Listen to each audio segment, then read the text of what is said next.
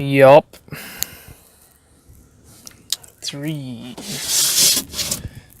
two, one. Hey, it's White Zupko. Friday, March 22nd, 2019. This is the first video that I'm making. Oh, God. Okay, cut that out. 3, 2, 1. Hey, everybody, it's White Zupko. Friday, March 22nd, 2019. I'm here in Dunsborough, Western Australia, and this is the first episode of my mini kind of podcast type thing from my van. I apologize for the mess, but I've been living in a van, and it's kind of hard to keep it tidy. I'm not outside because it's super windy outside, and I don't know if the microphone will pick that up. And yeah, it's not that nice outside. It's only like plus 20 right now, so for this, I don't really know what to talk about, so I'm going to do a kind of a training critique thing. I recorded some of my training yesterday, and I will be, how about a training commentary? That's what this will be called. This will be a training commentary video.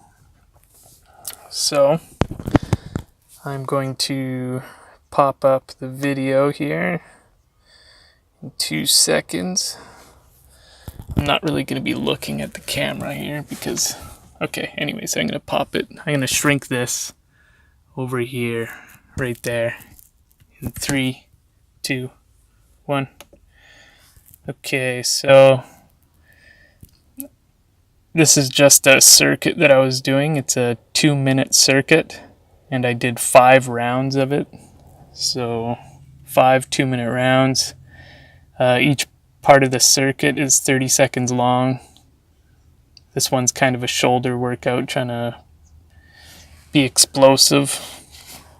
It's not that heavy. It only has like, I think it's like a 2.5 pound plate on each side.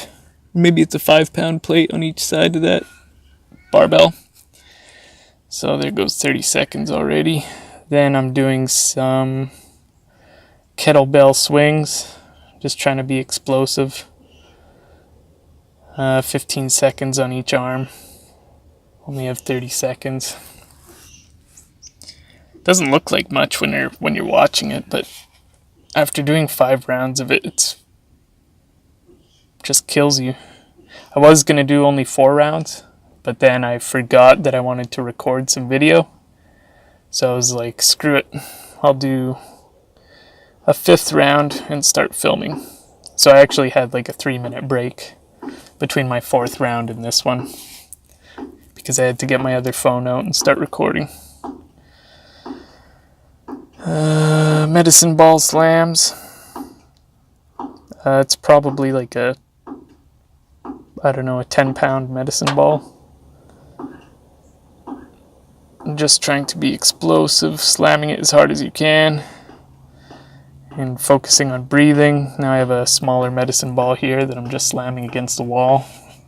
This is a pretty easy exercise, but it's, yeah, again, after 5 rounds, it's really hard on the arms. It's really hard on the arms. And I think I only did that one for like 25 seconds because my phone is behind me with my stopwatch playing, so I couldn't see it. So I was trying to guess 30 seconds, and I accidentally stopped too early. Okay, so this is my first round of, this is the first time I've ever done this exercise. It's a jab conditioning exercise, and I also have I think that's a 2.5 pound weight that I'm holding up against to the side of my head. And then that's like a 5 or 6 pound medicine ball that you're slamming with your lead jab hand. And you're trying to stay in your stance the whole time you're doing this, obviously keeping your right hand guard up. And yeah, it's actually pretty challenging. I'm not too sure how I feel about this exercise because, as you can see, your jab hand seems to always be kind of down when you're doing this exercise, always trying to catch the medicine ball. But I guess it's more of just conditioning your jab, because if you can do this for a full round without stopping, if you can do this for a full round without stopping, then you could most definitely have a sparring glove or a boxing glove on and be sticking your jab out. You have no excuse to not be sticking your jab out for the entire for the entire fight, really. Yeah, it's a lot harder than I thought. I found it on YouTube, it's a YouTube channel called Boxercise. And yeah, I don't know. I like it. I've only done it like this is the first time I did it with a medicine ball. Before, I was doing it with just one of those big inflated exercise balls, kind of a smaller one, and I was just bouncing it around, and it was just way too easy. And yeah, I like this way more, actually. But yeah, if you're into boxing, you should try it, or just try it just for the hell of it. Okay, so then after that, I did 4 rounds of shadow boxing. Normally I do around 6 rounds at least when I'm shadow boxing, but yeah, I only did 4. First round, this one's just jabs, only jabbing and moving the head and moving your feet. Always trying to keep your head off center when you're throwing your punch.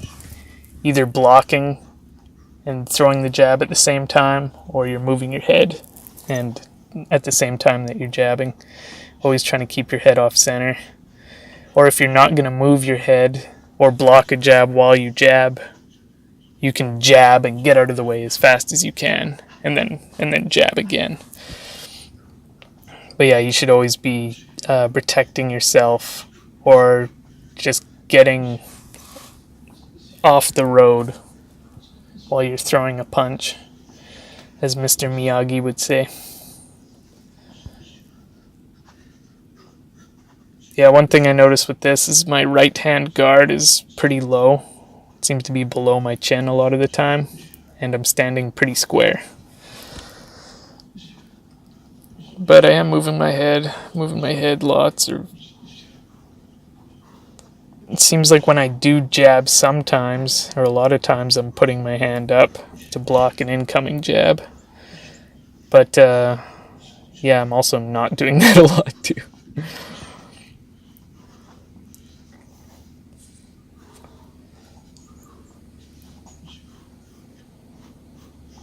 Yeah, also trying to stay on your toes a lot. Always be on your toes, because that's where your power comes from. Your power doesn't come from your heels, it comes from the balls of your feet. So you should always be on the balls of your feet. Okay, second round. All I did was I added my right hand. And I don't think I threw any left hooks, but we'll see. I don't know. I think I just added my right hand. I think it's really important to film yourself shadow boxing if you're into boxing and you're trying to get better. Even if you are training and you have a mirror, I feel like you should be shadow boxing in front of a mirror so you can see yourself. But it's not the same as filming yourself, because I think even what you see in the mirror is not the full picture of what's happening. Because for the longest time I shadow boxed in front of mirrors, and then the first time I filmed myself shadow boxing and watched it, it was horrible. You see way more when you film it. And you see absolutely all of your flaws.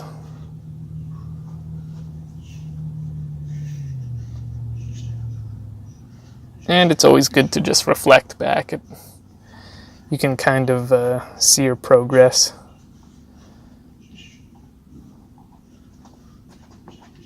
Yep. always sticking the jab out,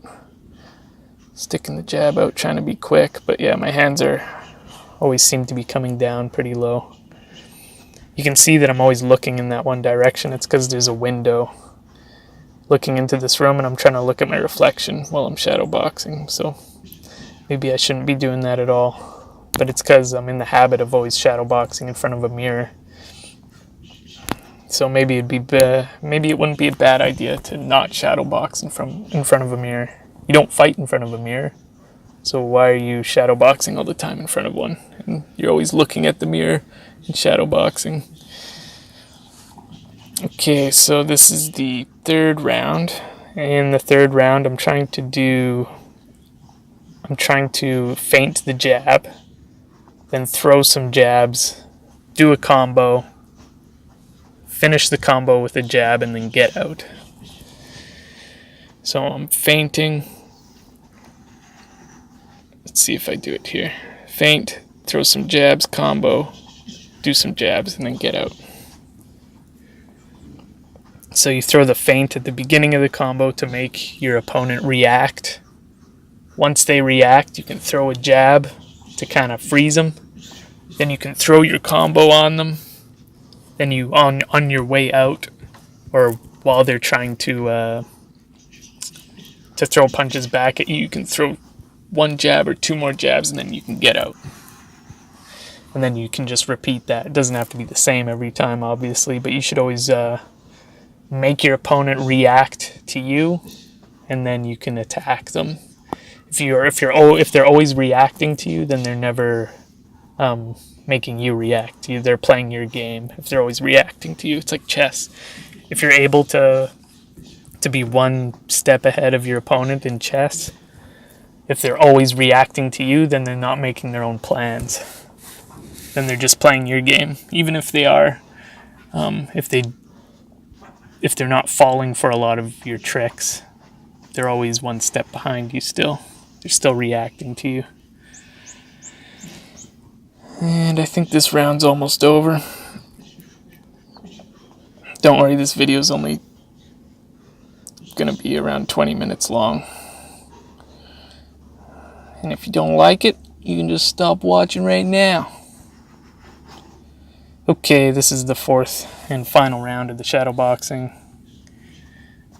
And this round is just head movement and footwork. Just trying to be quick and always moving your head, and should be keeping your hands up the whole time. One of my problems is, and I think a lot of people do this, is when they move their head, they're also moving their hands like this. Your hands should be up all the time, and your hands just glued to your head while you're moving. They can move a bit to help you roll with punches, but yeah, it's kind of a bad habit to, if you're slipping to your left, to drop your right hand, and slipping to your right, drop your left hand.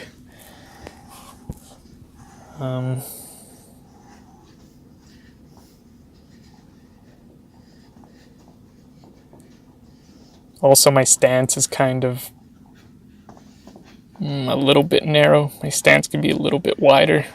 I could just crouch down maybe a bit more. Always trying to stay on your toes. Trying to mix it up. So slip left, slip right. Roll, bob. Or slip left, slip left, slip left. When you slip left, you're slipping on the outside of your opponent's jab. So technically, if your opponent's going to be jabbing, this is going to be his number one punch. Anybody's number one punch is their jab. So technically, you'll be wanting to be slipping left the most. So a lot of times I'll practice just slipping left 3 times in a row. You can slip to the right with a jab as well, but you're slipping on the inside. Oh, okay, so that round's over. This is a boxer sprint, so it's not a technical drill. It's It is a conditioning and endurance drill. So it's I did 3 2-minute rounds with 1-minute breaks, and you do 15 seconds speed, 15 seconds power, and you don't really want to well, I don't, when I do this, I usually don't focus too much on my form, but watching this video, it looks like I should be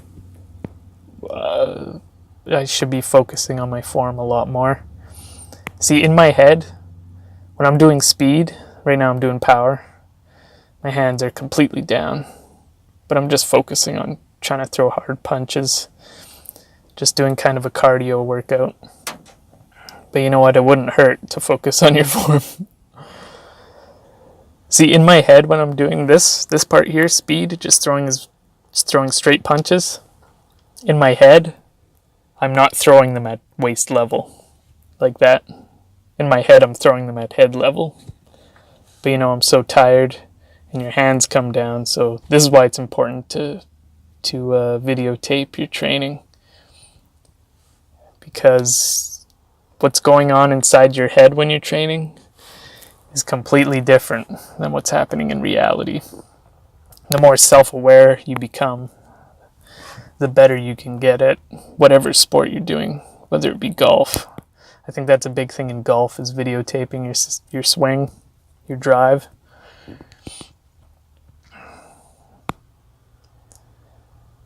Yep, just focusing on power. Looks like on some of the punches I throw, I put my opposite hand up, but nope. Okay, and then I just finished it off doing abs. And I did 5 minutes of abs. And when I do abs, I just do it straight. Yesterday when I did this, I just said, okay, I'll do abs for 5 minutes. So then for 5 minutes straight, I'm doing some sort of ab workout. And so I did 30 seconds of this. Then I'll switch the exercise every 30 seconds to something different. So now I'm doing crunches. Those straight leg sit-ups, the ones that I started with. I usually do that because it's kind of an easier ab exercise, and I do that instead of stopping and taking a break. I just do that. That's just one of the, just sticking your legs out straight, still working your core. And yeah, I just think it's better than stopping completely. You can just keep going, keep powering through, and just do a lighter exercise instead of taking a break. Doing the flutter kick, 30 seconds of that.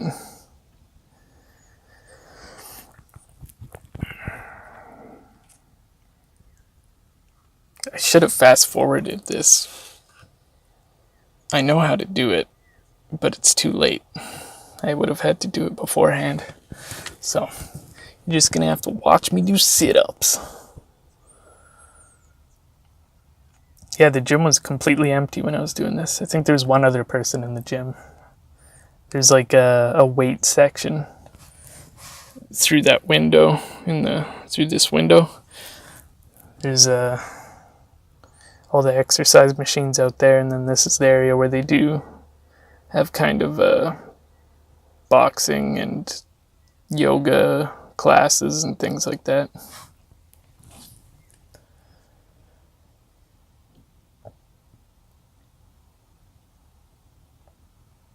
Okay, well, it's pretty much, you get the picture. I'm going to fast forward to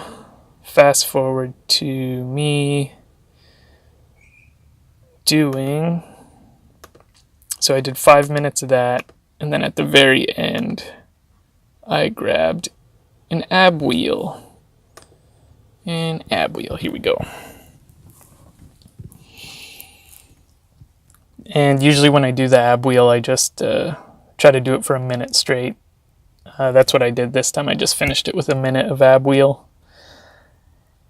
And if you just want to do ab wheel, or have more of your exercise just be with the abs, with the ab wheel, you can do, just try to do 30 seconds of ab wheel, take a 30-second break, 30 seconds on, 30 seconds off, and just do that. Do like a couple rounds of that. Ab wheel's tough, and I think it can be pretty hard on your back if you aren't focusing on your abdominal muscles, but I don't really know what I'm talking about, so I think if you don't use the proper form, you can hurt your back doing the ab wheel, so be careful. Anyways, I think that's going to be the end of this video. I'm not sure what the next episode will be about. I don't want all of these to be just about exercising, but I want to talk about whatever I want. And I wanted to do some sparring today, but the closest place I can spar is in a town called Bustleton. It's only a 20-minute drive from here, but I basically have to disassemble my whole camp because my house is also my wheels. So I have to disassemble my awning and everything like that. And I don't have a lot of money right now. So, I'm just, when I start work in a week or so, then I'll have some extra cash and I won't feel too bad about taking my camp down and going out to do some sparring. So, until the next time, peace.